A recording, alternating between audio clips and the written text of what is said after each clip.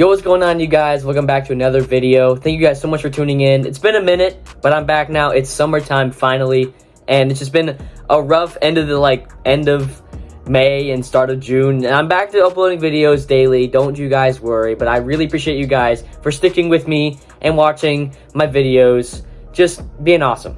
But in today's video, we're talking about we're just ranking every single Spider-Man movie, but we're not including Venom in them. I don't think those count.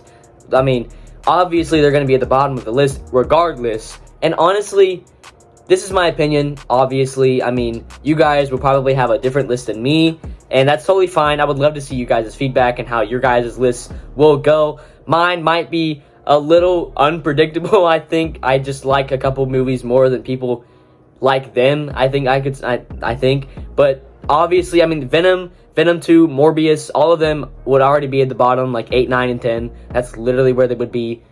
And I mean, if you want me to include them, that's where they would be. But let's get straight into it. Coming in at number 10 is Spider-Man Far From Home. Okay, I get it. The movie isn't bad. It is not a bad movie. It's a great MCU movie. But Spider-Man, I don't know. It's just like, it doesn't feel like a Spider-Man movie to me. It's kind of weird in the aspect of him. Just like, Mysterio is a weird villain. It was a cool twist, and it has an insane ending too. Like one of the best cliffhangers in all of Marvel. But the movie doesn't sit right with me. I just recently rewatched it. I rewatched all of these. It feels more of a Marvel movie, that like just in the MCU, than a Spider-Man movie. And I hope you guys understand what I'm saying. I mean, the suits are really good. I like his black and red suit a lot. I mean, Spider-Monkey suit's okay, but I mean, I don't know. I mean, the movie and the post-credit scene also does not fit in. I mean, the scrolls, that's so weird. I mean, I don't know about you guys, but it's such a weird thing to be picking up, like, literally tomorrow. Secret Invasion comes out tomorrow, and it's just like, it was so random to put it in there. I mean, I guess Nick Fury and Maria Hill were in that movie, but I don't know. It was kind of weird. But at 10, it's not really a Spider-Man movie to me. It's more of like just an MCU movie with just Spider-Man attached to it. Again, with Iron Man just creating villains for Spider-Man, I don't know. Coming in at number 9, we got Spider-Man 3. I mean, this movie, it's just weird. Obviously, it can't live up to the 3 villains. I mean, that doesn't work in any movie, really. It really doesn't help having Venom being a weird character. I mean, Topher Grace playing him was alright. I like Topher Grace. I love the 70s show, but he's just not that. He's not that type of villain character. He can't play him really well. And just, obviously, it was really cheesy. I mean, Tobey's movies are all cheesy. I mean, getting it out there. You guys knew this. But his movie, again, cheesy. It was obviously rushed with all the things that Sony was trying to give Sam Raimi. If Sam Raimi did the movie that he wanted, this movie would be way more higher. But at number 9, none of these movies are bad in any shape or form. But I think just this movie is weaker than the other ones, and you'll see why next. Coming in at number 8, bit of a shocker, Spider-Man 1. Oh, I can hear you guys now. I can see the comments right now. Oh my god. Listen, Tobey's movies, again, are cheesy. And this is a great movie. I like it a lot. But I just feel like, Willem Dafoe's Green Goblin, fantastic. I mean, just fantastic. But this movie, it's not as good as Spider-Man 2. I think it's a little bit better than Spider-Man 3. The nostalgia factor, we gotta listen to this. Listen to me right here. Nostalgia with Spider-Man, the Tobey movies, is really hitting some of you. Because this movie it's okay. Like, I don't know. Like, I like the Andrew movies more, and you'll see in a couple minutes, but I prefer Andrew's movies. I think his movies have a better origin story. I mean, this movie, I don't know, the acting's better. Like, the acting in this movie, and these movies are really cheesy. Like, Spider-Man 2 is amazing, but I think there's a reason why Spider-Man 2 is better than Spider-Man 1. And there's a reason why Spider-Man 1 is better than Spider-Man 3. And there you go. Coming in at number 7 is Homecoming. Spider-Man Homecoming. Homecoming. Whoa! This movie is really good. I mean, the Vulture is a great villain. I love Michael Keaton's Vulture. I can't wait for Tom's next trilogy because these movies are just creating villains out of Iron Man. You know, like Iron Man is just creating these characters for Spider-Man.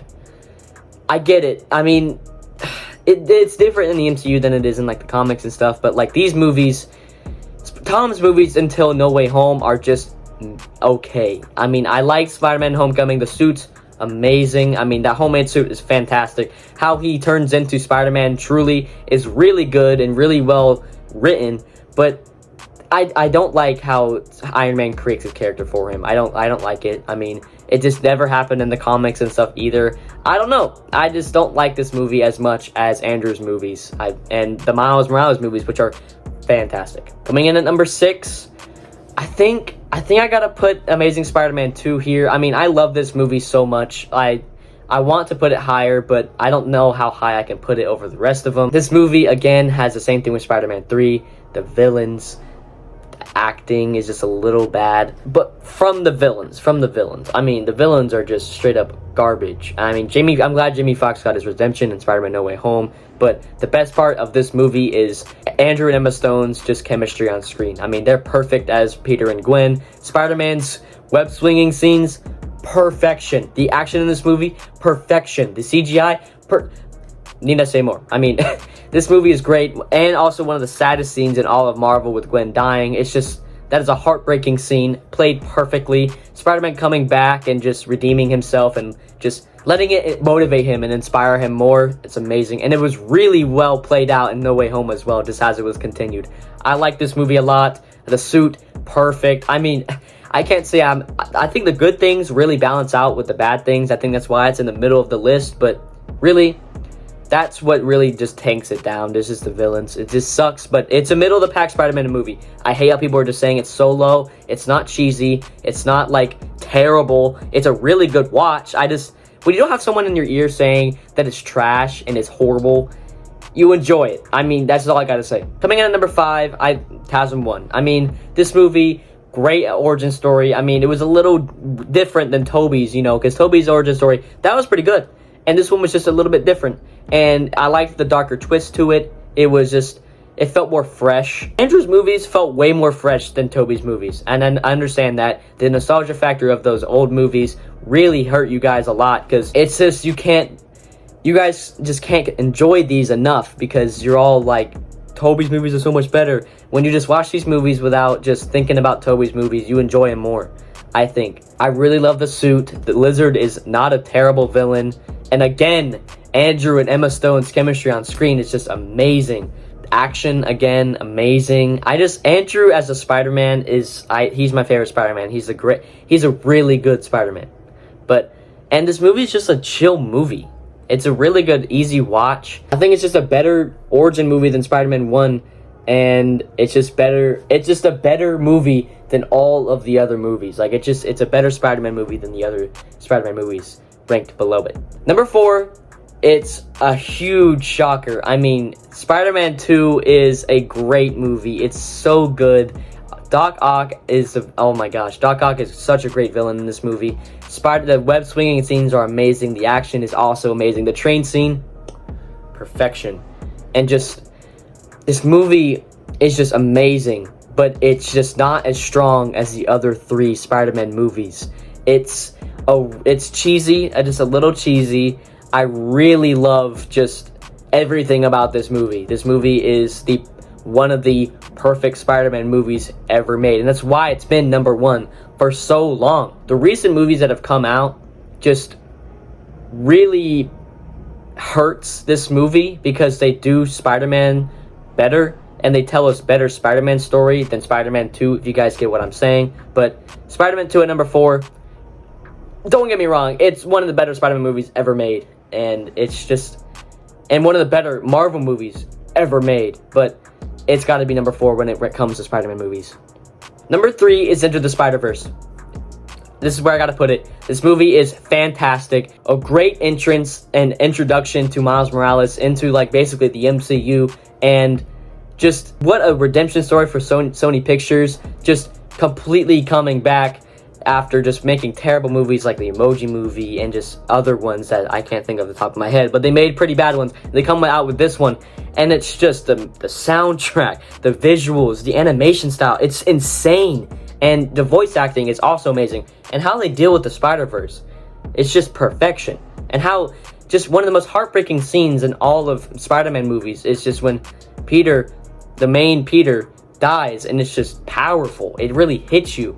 And the ending is also amazing. Just the leap of faith scene. Oh my god. Number 3, Into the Spider-Verse. I think it's a perfect spot where it is. Number 2, Spider-Man No Way Home. What else can I say? I mean, Tobey, Andrew coming back for this movie. Willem Dafoe giving, I think, an Oscar-worthy performance in this movie. Oh my gosh. Becomes the greatest Spider-Man villain ever. I mean, his performance is fantastic. Andrew's acting, Tobey's acting, Tom's acting. Tom gives, honestly, an Oscar-worthy performance, in my opinion, as well. I mean, the acting in this movie is amazing. The CGI, it's a little iffy. If this movie was made a few years back, the CGI would be so much better. But the hype around this movie was insane. I mean, you can never get that back. I mean, Avengers Endgame was a little bit, like, almost like it, but this movie was crazy. I mean, the trailers broke every record ever made by any trailer on YouTube and social media. The movie and seeing it in the theaters was just an experience I'll never forget. I mean, Daredevil being in this movie, him coming out, my theater being insane, Andrew coming through the portal, oh my god, Tobey coming through the portal, and Andrew redeeming himself, saving MJ, oh my gosh. A tearjerker right there. I mean, this movie hits the nostalgia factors perfectly, and it just resolves everyone, giving us that fresh, new, and it ends Tom's first trilogy perfectly. I mean, it just sets up his next trilogy. I know the new movies are going to be amazing. He's making his own villains. He's creating his own story. And the fact that these 3 first movies were all a trilogy together. What I meant to say here was all the 3 movies were just an origin story for him. That's what I mean here. And No Way Home just puts it all together. Perfect. And the number 1, you guys probably knew this, probably coming into this, but Across the Spider-Verse, it's perfect. It's a perfect movie, and the cliffhanger, it's not even a whole movie. It's amazing. I mean, the cameos, the acting, the music, dang, the twist. Oh my gosh, I'm not going to go too far into spoilers because some of you guys might have not seen the movie. You got to go watch it right now. Why are you here? I mean, this movie is so good. The visuals, again, and the music, again. The acting, the voice acting is just amazing. And how the chemistry of everyone just works together is so good. Oscar Isaac as Spider-Man 2099 is amazing. And the Spot, I'm not going to get into spoilers again, but a great villain. And Spider-Punk being an amazing side character. Spider-Man India, again. I mean, dang, this movie is just perfect. But that concludes my list. Hopefully you guys did enjoy this video and enjoy the rankings. Maybe you guys agree with me a little bit or disagree with me, but I mean, this list is wild. This list is a little bit unpredictable at times, but I think it's just the perfect rankings. I mean, I want my personal rankings. I would have Amazing Spider-Man 2 probably in the top 3. It's really just hate that it's hated on so much. I mean, Andrew has been hated on for a long time, and I'm tired of just seeing it, and that's why I'm here. This is why I'm here ranking these movies, because I'm tired of seeing the hate towards them. I think his movies are really good, and they're up there in the top tier Spider-Man movies, Marvel movies, in fact. And they're just, I hate how he was handled with. They got rid of him, and they just casted Tom Holland. I mean, once again, thank you guys so much for watching. You guys enjoy this video and like these types of videos. I also make NFL content as well and sports content. Check out my channel. Maybe you guys will enjoy my other videos, but I will be making a lot more videos daily because it's summertime. Hopefully you guys are excited for summertime and more videos. Hope you guys have had a pretty good day today, and I'll see you guys later. Take care. See you guys later. Peace.